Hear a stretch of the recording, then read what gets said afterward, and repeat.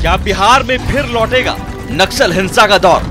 जो तत्व अभी हमको देखने को मिल रहा है कांग्रेस के साथ और जो तत्व हमें देखने को मिल रहे हैं राजद के साथ, यह नक्सलाइट्स को बढ़ाने का या वर्ग संघर्ष बढ़ाने का, बिहार के सुशासन को एक पिछले दरवाजे से नुकसान करने की तैयारी ये लोग कर रहे हैं। सिर्फ क्रांतिकारी तरीकों से सैकड़ों साल में किसी ने किसी का क्या उखाड़ लिया।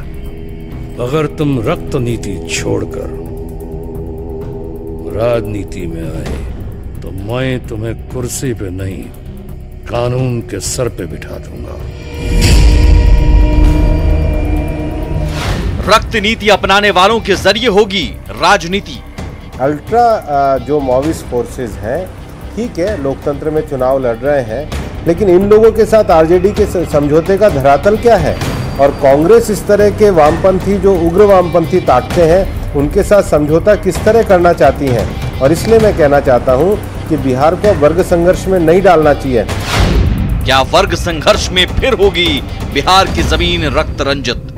बीजेपी के बिहार प्रभारी है आदरणीय श्री भूपेंद्र यादव जी, वो कह रहे हैं कि वामपंथी ताकतों से रक्त रंजित हो जाएगा बिहार। ये कट्टरपंथी ताकतों ने पूरे देश को रक्त रंजित करने वाले लोग ये उपदेश दे रहे हैं। लाल सलाम का डर दिखाने से मिलेंगे वोट। सारे शिक्षक को लाल सलाम, सारे कर्मचारियों को लाल सलाम, लाल लाल लाल लाल सलाम। कांग्रेस और माले का गठबंधन हुआ है। आप यहाँ पे भी जातीय हिंसा, वर्ग हिंसा, इन सब हिंसाओं को बढ़ावा दे करके और एक कांग्रेस और राजद दोनों एक अल्ट्रा नक्सलाइट्स को बढ़ावा देने का काम कर रही है। भय, डर, नफरत, बंटवारा केवल उनके पास ये है, क्योंकि वो ये नहीं बताएंगे कि उन्होंने 3 ठग बंधन क्यों कर रखे। 3 ठग बंधनों वाली पार्टी भय नहीं दिखाएगी तो मुद्दे कहां बताएगी? सच्चाई को लाल सलाम, सारे कर्मचारियों वोट प्रपंच में लाल सलाम, लाल लाल लाल लाल सलाम। नमस्कार, स्वागत है आपका। आप देख रहे हैं वोट प्रपंच और मैं हूं आप सबके साथ अनु।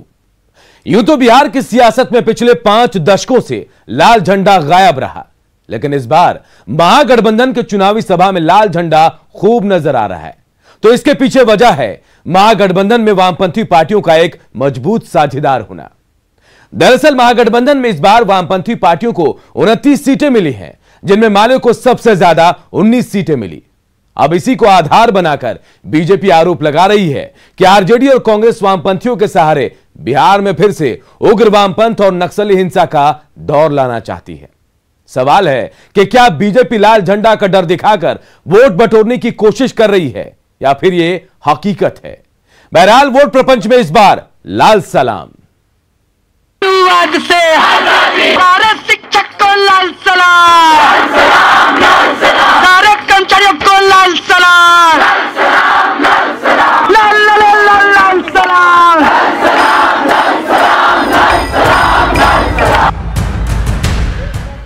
बिहार चुनाव में लंबे अरसे बाद लाल सलाम की शोर सुनने को मिल रही है। जिस वामपंथ को हाशिए पर लालू ले आए थे, उनके बेटे तेजस्वी वामपंथ की डूबती नाव के लिए पतवार बन गए हैं। यही वजह है कि तेजस्वी की सभा में इस बार बड़ी संख्या में लाल झंडा नजर आते हैं। लेकिन यही लाल झंडा बीजेपी के लिए वोट प्रपंच का हिस्सा बन गया है। बीजेपी के बड़े नेता लगातार आरजेडी और कांग्रेस पर माले जैसे उग्र वामपंथी पार्टियों से हाथ मिलाने को लेकर हमलावर हैं। न्यूज 18 बिहार झारखंड के ई एजेंडा बिहार के मंच से बिहार बीजेपी प्रभारी भूपेंद्र यादव और बिहार बीजेपी अध्यक्ष संजय जायसवाल ने वामपंथियों से हाथ मिलाकर बिहार में फिर से नक्सलियों और वर्ग संघर्ष को बढ़ावा देने की साजिश का आरोप लगाया कि ये जो अल्ट्रा जो माओविस्ट फोर्सेस हैं, ठीक है, लोकतंत्र में चुनाव लड़ रहे हैं, लेकिन इन लोगों के साथ आरजेडी के समझौते का धरातल क्या है? और कांग्रेस इस तरह के वामपंथी जो उग्र वामपंथी ताकतें हैं उनके साथ समझौता किस तरह करना चाहती हैं। और इसलिए मैं कहना चाहता हूं कि बिहार को वर्ग संघर्ष में नहीं डालना चाहिए। क्या कारण है कि कांग्रेस और माले का गठबंधन हुआ है? आप यहां पे भी जातीय हिंसा, वर्ग हिंसा, इन सब हिंसाओं को बढ़ावा दे करके और एक कांग्रेस और राजद दोनों एक अल्ट्रा नक्सलाइट्स को बढ़ावा देने का काम कर रही है। ये जो तत्व अभी हमको देखने को मिल रहा है कांग्रेस के साथ और जो तत्व हमें देखने को मिल रहे हैं राजद के साथ, यह नक्सलाइट्स को बढ़ाने का या वर्ग संघर्ष बढ़ाने का, बिहार के सुशासन को एक पिछले दरवाजे से नुकसान करने की तैयारी ये लोग कर रहे हैं। हालांकि बिहार में फिर से लाल झंडा बुलंद होने के पीछे बिहार बीजेपी प्रभारी भूपेंद्र यादव आरजेडी के कमजोर नेतृत्व को वजह बताते हैं। भूपेंद्र यादव के मुताबिक आरजेडी के कमजोर नेतृत्व का फायदा उठाकर वामपंथी और टुकड़े टुकड़े गैंग अपना एजेंडा पूरा बिहार में लागू करने की कोशिश में है। ये जो फोर्सेस हैं ये एक बात को जानती हैं कि आज के समय में आरजेडी का नेतृत्व कमजोर है।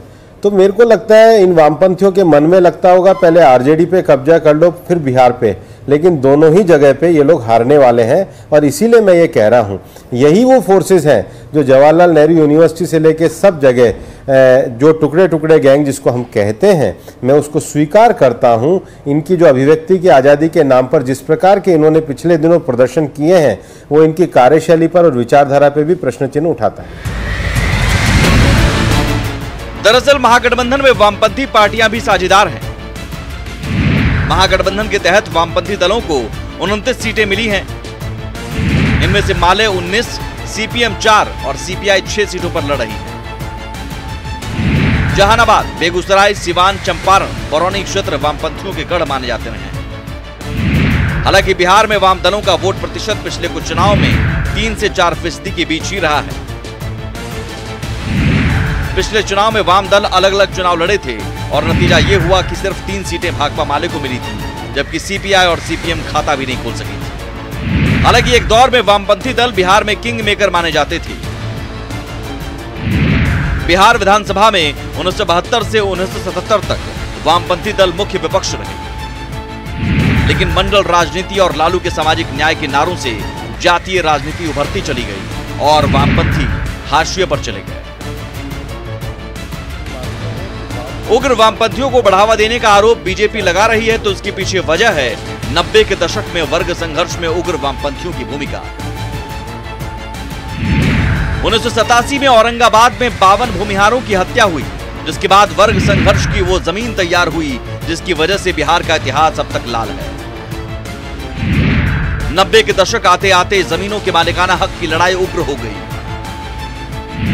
1994 में जमीनों की रक्षा के लिए रणवीर सेना का गठन हुआ, तो भाकपा माले लिबरेशन जैसे संगठनों ने जगह जगह लाल झंडा गाड़कर जमींदारों को उनकी जमीन से बेदखल करने लगे। रणवीर सेना सवर्णों का सिंबल बन गई, तो भाकपा माले नक्सल समर्थक दलित पिछड़ों का संगठन कहलाने लगा और 90 का दशक खून से लाल होता गया।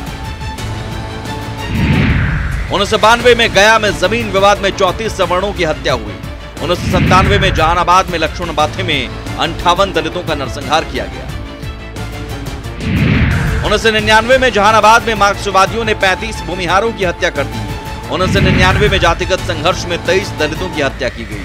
2000 में औरंगाबाद में 35 पिछड़े और दलितों की हत्या की गई। बिहार के रक्त रंजित इतिहास को दिखाकर वामपंथियों के सहारे आरजेडी और कांग्रेस पर बिहार की जमीन को फिर से रक्त रंजित करने का आरोप बीजेपी लगा रही है। वहीं आरजेडी और कांग्रेस भी बीजेपी पर डर दिखाकर वोट बटोरने का आरोप लगा रही है। बीजेपी के बिहार प्रभारी हैं आदरणीय श्री भूपेंद्र यादव जी, वो कह रहे हैं कि वामपंथी ताकतों से रक्त रंजित हो जाएगा बिहार। ये कट्टरपंथी ताकतों ने पूरे देश को रक्त रंजित करने वाले लोग ये उपदेश दे रहे हैं। इनको हार सामने दिख रहा है, इसीलिए इस तरह की बात कर रहे हैं। देखिए, अगर हम कुछ गलत कर रहे हैं, हम अगर नक्सलवादी को बढ़ावा देते हैं, सरकार दिल्ली में भी आपकी आज भी यहां है, कर दो हमको अंदर। ये झूठ मूठ की बातें सारी चल रही हैं मुद्दों से ध्यान हटाने की। यही भाजपा थी, वो कहती थी नीतीश कुमार जीतेंगे तो पाकिस्तान में पटाखे फूटेंगे। नीतीश कुमार जी के जेडीयू के लिए कहता था, मित्रों जेडीयू जनता का दमन और उत्पीड़न।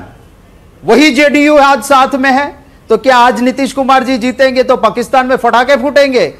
ये मुद्दों से भटकाने, भय, डर, नफरत, बंटवारा केवल उनके पास ये है, क्योंकि वो ये नहीं बताएंगे कि उन्होंने 3 ठग बंधन क्यों कर रखे। एक ठग बंधन है जनता दल यूनाइटेड से और भाजपा का, एक बीजेपी का ठग बंधन है लोक जनशक्ति पार्टी से, और तीसरा है ओवैसी जी की पार्टी से। 3 ठग बंधनों वाली पार्टी भय नहीं दिखाएगी तो मुद्दे कहां बताए। हालांकि जानकार मानते हैं कि इतिहास के पन्नों का असर मौजूदा सियासत पर ज्यादा नहीं पड़ेगा। नहीं, समय के साथ सवाल बदलते रहते हैं, और ये कहना भारतीय जनता पार्टी के वरिष्ठ नेताओं का कि फिर से एक बार अगर गठबंधन जिसके साथ अब माले जुड़ गई है, फिर ये सत्ता में अगर आती है तो फिर एक वर्ग संघर्ष की शुरुआत हो जाएगी, मैं इससे सहमत नहीं हूं। क्योंकि जो इतिहास का पहिया होता है वो कभी पीछे की तरफ नहीं जाता है, चीजें आगे की तरफ बढ़ती है। हाँ, इसमें कोई दो राय नहीं है कि जो माले है वो आंदोलन की पार्टी रही है, संघर्ष की पार्टी रही है।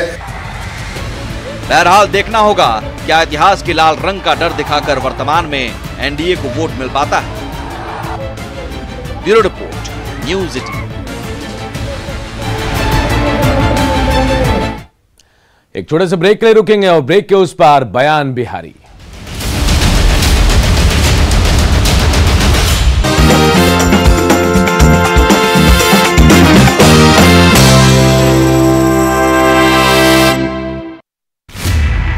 बिहार में सियासी पारा चरम पर है, लेकिन नेताओं के जनसंपर्क का तरीका भी इन दिनों अलग अलग अंदाज में देखने को मिल रहा है।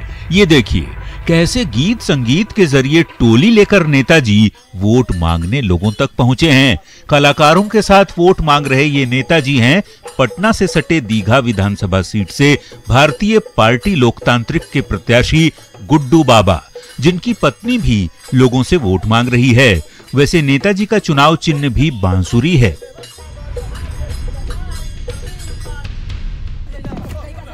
चुनावी वायरल की दूसरी तस्वीर हाजीपुर से आई है, जहां कुछ युवक अपने आप को राजद समर्थक बताते हुए एक पुजारी को रास्ते में रोककर लालू यादव जिंदाबाद के नारे लगाने और लालटेन छाप पर वोट देने की बात कर रहे हैं।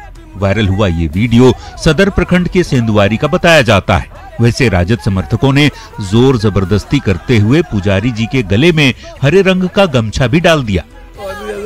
चलो जिंदाबाद, जिंदाबाद, जिंदाबाद।